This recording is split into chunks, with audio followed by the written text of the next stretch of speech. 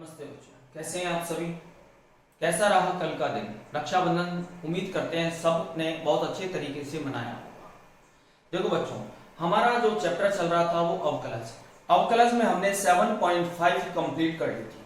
आज हम आपको 7.6 के लिए समझाएंगे। पहले हम आपको समझा रहे हैं रूल्स थ्योरम, रोल प्रमेय, रोल प्रमेय, और फिर उसके बाद हम आपको समझाएंगे लैग्रांज प्रमेय या जिसको एमवीटी मीन वैल्यू थ्योरम भी कहते हैं। तो सबसे पहले हम रोल प्रमेय के बारे में बात कर रहे हैं। यदि y बराबर fx कोई वास्तविक फलन अंतराल AB, इस अंतराल का नाम क्या है? संवृत। संवृत और इंग्लिश में बोलते हैं क्लोज इंटरवल। अंतराल AB में है। यदि y बराबर fx वास्तविक फलन, कोई वास्तविक फलन संवृत अंतराल AB में इस प्रकार विद्यमान है कि फर्स्ट पॉइंट fx अंतराल AB में सतत हो, सतत हो। सेकंड बात, fx अंतराल a, b में अवकलनीय हो, अवकलनीय हो। तीसरी बात, fa बराबर fb हो। देखो बच्चों, अगर कोई y बराबर fx अंतराल संवृत अंतराल AB में दे रखा है और अगर ये तीनों बातें प्रूव हो, यानी fx संवृत अंतराल AB में सतत हो, fx विवृत अंतराल, इसको बोलते हैं विवृत, विवृत अंतराल AB में अवकलनीय हो तथा fa बराबर fb हो, तो रोल प्रमेय संतुष्ट होती है, संतुष्ट होगी। अगर रोल प्रमेय संतुष्ट होगी, देयर एग्जिस्ट, तो एक बिंदु C AB विवृत अंतराल AB में इस प्रकार विद्यमान होगा, एक बिंदु C की होगा, यहां लिख देते हैं, इस प्रकार होगा, इस प्रकार होगा कि f' c is equal to 0। f' का मान 0 के बराबर होगा और इस प्रकार f' जब हम 0 के बराबर रख देंगे तो हम एक c का मान ज्ञात करेंगे और c का मान इस विवृत अंतराल के बीच में होना चाहिए। ये रोल प्रमेय है। यानी रोल प्रमेय के अंदर ये दो बातें, तीन बातें पहले चेक करेंगे। अगर तीनों में से कोई भी एक स्टेटमेंट प्रूव नहीं हुआ तो हम वही कह देंगे रोल प्रमेय संतुष्ट नहीं होती है। अगर तीनों बातें संतुष्ट हो जाएंगी तब हम एक बिंदु C मानेंगे अंतराल AB के अंदर, इस प्रकार की f' c बराबर 0 होगा। ठीक है। अब देखो बच्चों, इसके ऊपर चलो मैं पहले एक एग्जांपल लेता हूं, उसके बाद मैं दूसरी थ्योरम पे आऊंगा। यानी मैं कोई भी सवाल अगर हम देखना चाहें,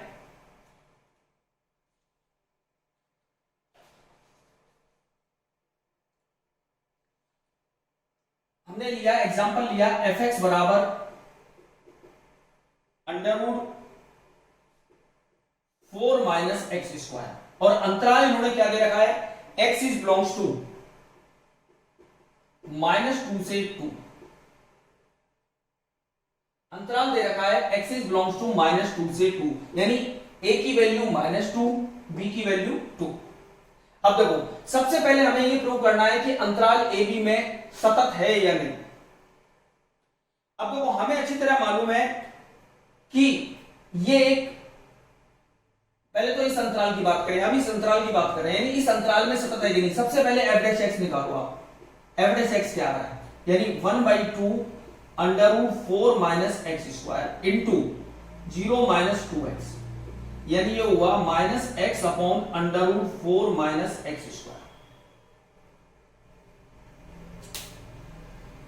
x upon under root 4 minus x square. अब आप देखिए, अगर x थे x का कोई भी मान ले लें -2 से 2 के बीच में और इसमें रख के देखें कोई भी मान, -2 भी ले सकते हैं और 2 भी ले सकते हैं क्योंकि सतत की बात कर रहे हैं। यानी चूंकि x इज बिलोंग्स टू -2 से 2, f डैश x का मान कोई भी मान जो निकल के आएगा एक परिमित मान होगा यानी विद्यमान होगा, अतः फलन सतत है। पहली बात, या हम सिंपल सी भी कह सकते थे 4 - x² एक बहुपदीय फलन है और बहुपदीय फलन सदैव सतत होते हैं। जब हमने अवकलनीयता पढ़ी थी, सातत्यता पढ़ी थी, तब आपको लिखाया गया था कि कौन कौन से फलन सतत हैं, और ऐसे ही अवकलनीयता पढ़ी थी तब आपको बताया गया था कि कौन कौन से फलन अवकलनीय होते हैं। तो यहां से हम ये भी कह सकते हैं बहुपदीय फलन है और बहुपदीय फलन सदैव सतत होते हैं, इसलिए ये सतत है। अब बात अवकलनीयता की करें, अवकलनीयता में भी देखें, अगर -2 से 2 के बीच में कोई भी मान रख के देखें तो f डैश x एक परिमित मान आएगा, f डैश x का एक परिमित मान आएगा, अतः f डैश x परिमित मान होने के कारण यानी अवकलनीय है। अब आप देखें f a का मतलब -2, f -2 निकाला यानी इसमें रखा तो -2 का स्क्वायर 4, 4 - 4 0, ऐसे ही f2 निकाला तो भी ये 0। अब देखो ये दोनों आपस में बराबर है यानी तीनों बातें संतुष्ट हो जाएंगी, अतः रोल प्रमेय सेटिस्फाई होती है, संतुष्ट होती है। अगर रोल प्रमेय संतुष्ट है तो हमने आपको कहा कि f डैश तो c एक ऐसा बिंदु होगा, तो माना इसके बाद मैं यहां ले रहा हूं, माना c बिलोंग्स टू -2 से 2 के बीच में एक ऐसा बिंदु होगा जो कि f डैश c बराबर 0, f डैश x क्या है मेरे पास, ये रहा, तो f डैश c क्या हुआ, f डैश c बराबर 0, f डैश c का मतलब -c/√4 - c² बराबर 0। तो यहां से c का मान कितना आ रहा है, 0। क्रॉस मल्टीप्लिकेशन करूंगा तो ये 0 हो जाएगा, c का मान 0 आया। जब c का मान 0 आया, अब आप गौर से देखें ये मान इसके बीच में है कि नहीं,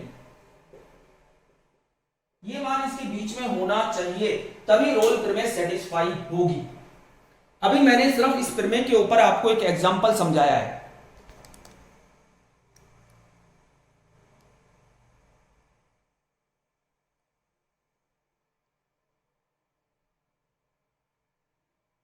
ठीक है बच्चों, अब मैं आपको अगली थ्योरम समझा रहा हूं। दूसरी थ्योरम का नाम है माध्यमान प्रमेय या एमवीटी या लैग्रांज थ्योरम, उसके 3 नाम हैं।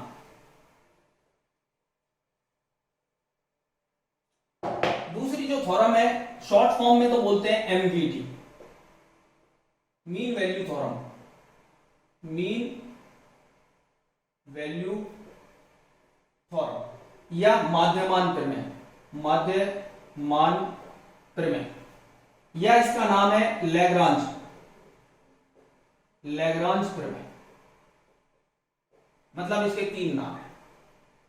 अब देखिए वही, यदि y बराबर fx कोई वास्तविक फलन है, y बराबर fx कोई वास्तविक फलन है, अंतराल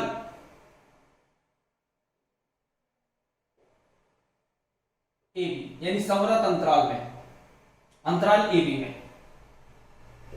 अब देखें इसके लिए भी, लैग्रांज के लिए भी 2 बातें होना है। सबसे पहले fx संवृत अंतराल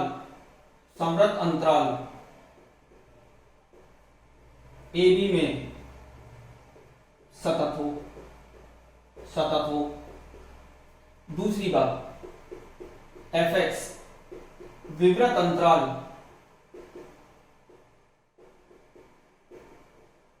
a b में अवकलनीय, यानी सतत का होना भी जरूरी है, अवकलनीय। अगर ये दोनों बातें प्रूव हो जाएंगी तो मैं कह सकता हूं एमवीटी थ्योरम लागू हो सकती है। तो अतः C एक ऐसा बिंदु होगा ए बी के अंदर सच दैट, इस प्रकार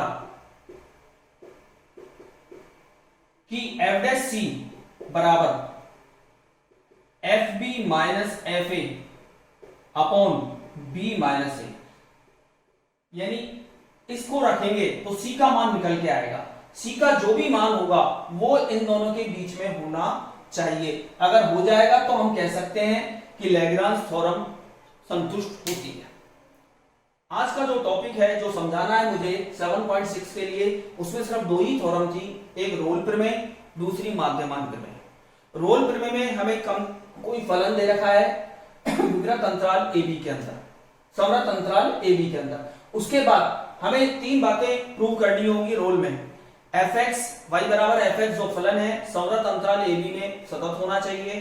दूसरी बात, फलन एफ एक्स विवृत अंतराल ए बी में अवकलनीय होना चाहिए। तीसरी बात, फलन एफ ए बराबर एफ बी होना चाहिए। अगर ये तीनों बातें हो जाएंगी तो हम कह सकते हैं कि एफ डैश सी बराबर 0, जहां सी का मान ए और बी के बीच में होगा। इसी प्रकार माध्यमान प्रमेय की अगर हम बात करें तो माध्यमान प्रमेय में सिर्फ दो ही बातें प्रूव करनी है। एफ ए बराबर एफ बी नहीं होगा, क्योंकि एफ ए बराबर एफ बी होते ही 0 हो जाता है। यानी अगर ये दो बातें प्रूव कर लें तो हम कह सकते हैं माध्यमान प्रमेय या लैग्रांज प्रमेय लागू हो सकती है। तो वही बात, सी एक ऐसा बिंदु होगा ए बी के अंदर कि एफ डैश सी बराबर F B minus F A upon B minus A, और इस प्रकार हम मान निकालेंगे। देखो बच्चों, अभी दोनों थ्योरम को समझने के बाद अब मैं इसके ऊपर क्वेश्चंस ले रहा हूं, और क्वेश्चन मैं एक्सरसाइज के ही लूंगा। ठीक है, सबसे पहले अब मैं बात करता हूं माध्यमान प्रमेय के क्वेश्चन ले लेते हैं। चलो,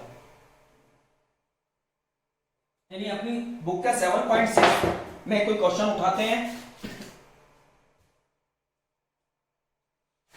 7.6 में क्वेश्चन दे रखा है थर्ड का ए, और हमसे कहा है निम्नलिखित फलनों के लिए लैग्रांज प्रमेय माध्यमान की सत्ता की जांच कीजिए। एफ एक्स दे रखा है, एफ एक्स बराबर एक्स प्लस 1 अपॉन एक्स, और इन्होंने एक्स इज बिलोंग्स टू 1 से 3।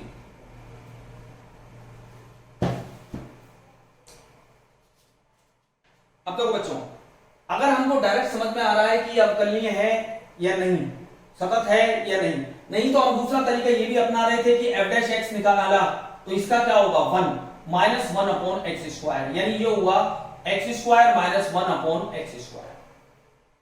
अब देखिए, क्योंकि x इज बिलोंग्स टू 1 से 3 है, अब f डैश x 1 से 3 कोई भी मान रख के देखो, f डैश x का मान सदैव एक परिमित मान है। f डैश x परिमित है, परिमित मान, कोई ना कोई मान निकल के आएगा, यानी विद्यमान होगा।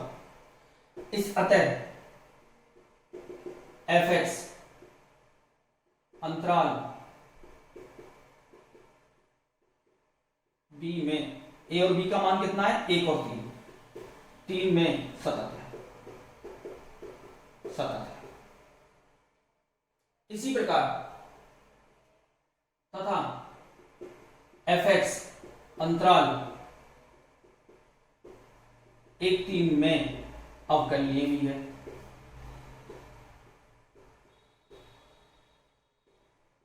आप 1 और 3 के बीच में कोई बिंदु रख के देख लो, जो भी मान रखोगे कोई ना कोई आंसर इसका निकल के आएगा, जो कि परिमित है, विद्यमान है। अगर ये दोनों बातें से लागू हो गई, अतः एमवीटी लागू होती है। अगर एमवीटी लागू होती है तो माना कोई बिंदु सी मैंने माना वो 1 और 3 के बीच में इस प्रकार है कि एफ डैश सी बराबर F B minus F A upon B minus A. अब देखो बेटा, एफ डैश सी यानी यहां से निकल जाएगा एफ बी, ए का मान 1 है, बी का मान 3 है, इसमें रखें, यानी एफ 1 निकालें पहले हम। एफ 1 का मतलब 1 प्लस 1/1 यानी 2, और एफ 3 निकाला तो 3 प्लस 1/3, 3 3 9 और 1 10/3। अब इसमें रखें, यानी इसलिए एफ डैश सी का मतलब C square minus 1 upon C square बराबर F B 10/3 minus F A 2 3 minus 1, तो C square minus 1 upon C square, ये आ गया 10 माइनस 6/3 और ये 2, यानी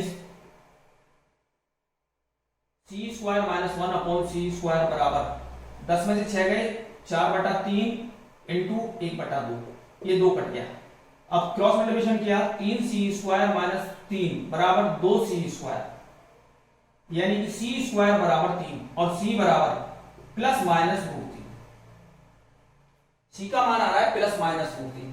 हमें इस अंतराल की बात करनी है, इसलिए c बराबर पॉजिटिव मान ही होगा सिर्फ √3, क्योंकि √3 का जो मान है 1.732 है, जो कि 1 और 3 के बीच में है। यानी हमारा ये क्वेश्चन यहाँ सेटिस्फाई होता है, हमारा जो आंसर है वो सी का मान ये निकल के आएगा, यानी √c बिलोंग्स टू 1 और 3।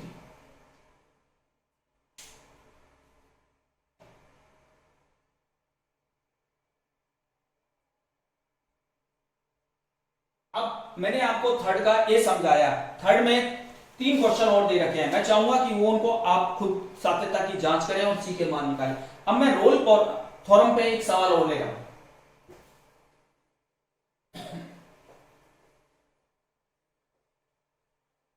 यस, अब देखिए क्वेश्चन नंबर हम फर्स्ट ही ले लेते हैं। ये दे रखा है फर्स्ट का ए, fx बराबर e की power x sin x minus cos x, और इन्होंने कहा है x इज बिलोंग्स टू π/4 5π/4, जो कि इंटरवल दे रखा है π/4 से 5π/4 के बीच का दे रखा है। अब आप देखिए, अब मैं इस सवाल को 2 तरीके से समझाने की कोशिश कर रहा हूं, क्योंकि लैंग्वेज में भी हम लिख सकते हैं अगर हमें पता है तो। अब देखो यहां 2 फलन है, एक तो e की पावर x, एक sin x minus cos x। हमें अच्छी तरह मालूम है ट्रिग्नोमेट्रिक फंक्शन sin x और cos x अपने अंतराल में सदैव सतत भी होते हैं और अवकलनीय भी होते हैं। ऐसे ही e की पावर x एक चर घातांकी फलन है, और चर घातांकी फलन सदैव सतत और अवकलनीय होते हैं। दूसरी बात, 2 सतत फलनों का गुणनफल या 2 सतत फलनों का सब्ट्रैक्शन और सदैव सतत होता है, इसी प्रकार अवकलनीय भी होता है। तो हम लैंग्वेज में भी लिख सकते हैं, चूंकि sin x minus cos x सतत व अवकलनीय है, अवकलनीय है, तथा e की पावर x भी अवकलनीय व सतत है। हम यहां प्रूव नहीं करेंगे, हमें मालूम है कि ये सतत होते हैं तो हम इसको डायरेक्ट ले सकते हैं। आगे लिख रहे हैं चूंकि या इसलिए fx बराबर e की power x sin x minus cos x भी सतत तथा अवकलनीय है। अब हमें अच्छी तरह मालूम है कि 2 सतत फलनों का गुणनफल सतत होता है और 2 अवकलनीय फलनों का गुणनफल भी अवकलनीय होता है। देखिए देखो, फर्स्ट और सेकंड बात प्रूव हो गई। अब हमें सीधी सी बात निकालनी है fa, यानी f π/4, यानी अब देखें e की पावर π/4 sin π/4 माइनस cos π/4, यानी e की पावर π/4 sin π/4 यानी sin 45 का मान 1/√2 माइनस 1/√2, तो ये मान आ गया 0।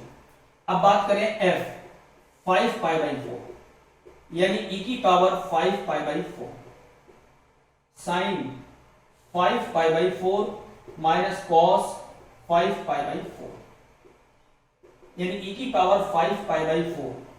अब देखें 5π/4 हम इसको क्या लिख सकते हैं, मैं आपको यहां समझा रहा हूं। 5π/4 यानी मैं इसको लिख सकता हूं पाई प्लस π/4,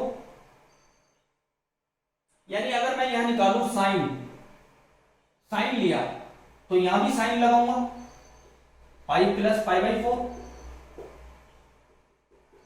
अब साइन 180 प्लस थीटा कौन से कोऑर्डिनेट में गए, थर्ड में साइन कैसा है, नेगेटिव, साइन π/4। इसी प्रकार अगर इसको चेंज करेंगे तो ये भी थर्ड में जाएगा, थर्ड में cos नेगेटिव तो ये पॉजिटिव हो जाएगा, तो इसका मान तो आएगा 1/√2 और इसका मान आएगा 1/√2, कुल मिला के दोनों 0 हो गए।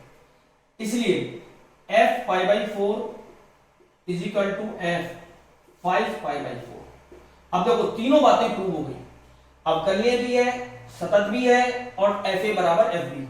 अतः सी इस प्रकार विद्यमान होगा कि π/4 माइनस 5π/4 के बीच में कि एफ डैश सी बराबर 0 होना चाहिए, एफ डैश सी का मान 0 होना चाहिए। अब एफ डैश सी हम निकालें, हमने निकाला नहीं है तो अब निकालना पड़ेगा। देखो एफ एक्स ये दे रखा है, सबसे पहले हम एफ डैश एक्स निकालेंगे, यही निकालते हैं एफ डैश एक्स। अब देखो बेटा u इंटू वी लगा दें, पहले e की पावर x का e की power x sin x minus cos x plus e की पावर x को छोड़ दिया sin का cos x, cos का माइनस यानी प्लस के sin x, यानी e की power x sin x minus e की power x cos x plus e की power x cos x plus e की पावर x sin x। तो हमारे पास क्या बचा 2e की पावर x sin x, ये आ गया f डैश x। तो f डैश c क्या हुआ, इसलिए f डैश c बराबर 2e की पावर c sin c और f डैश c बराबर 0 रखना है यानी इज इक्वल टू 0। अब देखो 2 कभी 0 के बराबर हो नहीं सकता, e की पावर c कभी एक्सपोनेंट 0 नहीं हो सकती। याद रखना e की वैल्यू ऑलवेज 2 और 3 के बीच में होती है, e की वैल्यू ऑलवेज 2 और 3 के बीच में लाई करती है, 0 नहीं हो सकती। यानी सिर्फ ये बचा sin c बराबर 0। अब साइन में 0 वैल्यू कब होती है, साइन में 0 वैल्यू एक तो 0 डिग्री पे होती है और 0 के बाद 180 पे होती है यानी पाई पर, यानी हम इसको लिख सकते हैं साइन पाई। तो c की वैल्यू क्या आ गई पाई, क्योंकि हमें इन दोनों इंटरवल इन दोनों मानों के बीच का मान चुनना था। पाई के अलावा 2π पे भी होती है, 2π से ज्यादा जाएगा इसलिए पाई। तो हमारा जो आंसर है वो आएगा पाई।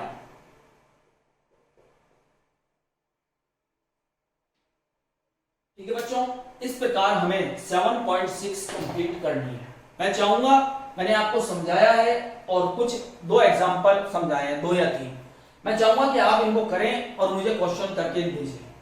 अगर नहीं होते हैं तो नेक्स्ट लेक्चर में मैं इसे कंप्लीट कराऊंगा और आपको क्वेश्चंस कराऊंगा। Okay bye.